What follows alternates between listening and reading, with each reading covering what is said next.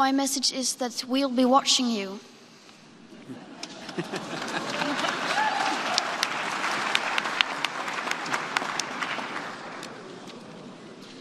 This is all wrong.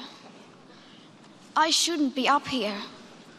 I should be back in school on the other side of the ocean. Yet you all come to us young people for hope. How dare you? You have stolen my dreams and my childhood with your empty words, and yet I'm one of the lucky ones. People are suffering. People are dying. Entire ecosystems are collapsing. We are in the beginning of a mass extinction, and all you can talk about is money and fairy tales of eternal economic growth. How dare you?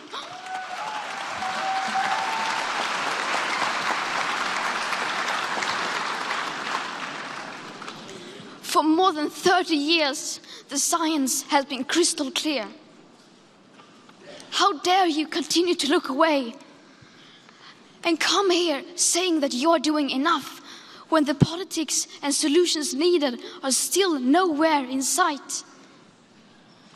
You say you hear us and that you understand the urgency. But no matter how sad and angry I am, I do not want to believe that. Because if you really understood the situation and still kept on failing to act, then you would be evil, and that I refuse to believe.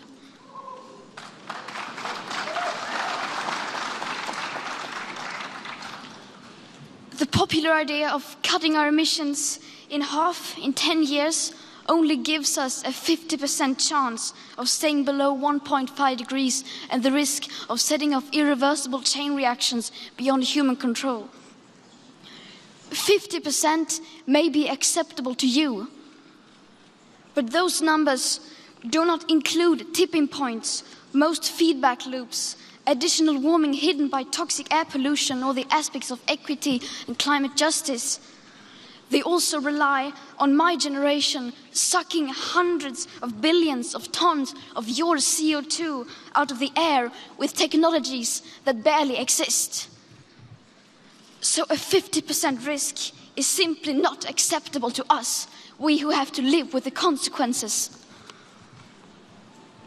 To have a 67% chance of staying below a 1.5 degrees of global temperature rise, the best odds given by the IPCC, the world had 420 gigatons of CO2 left to emit back on January 1st, 2018.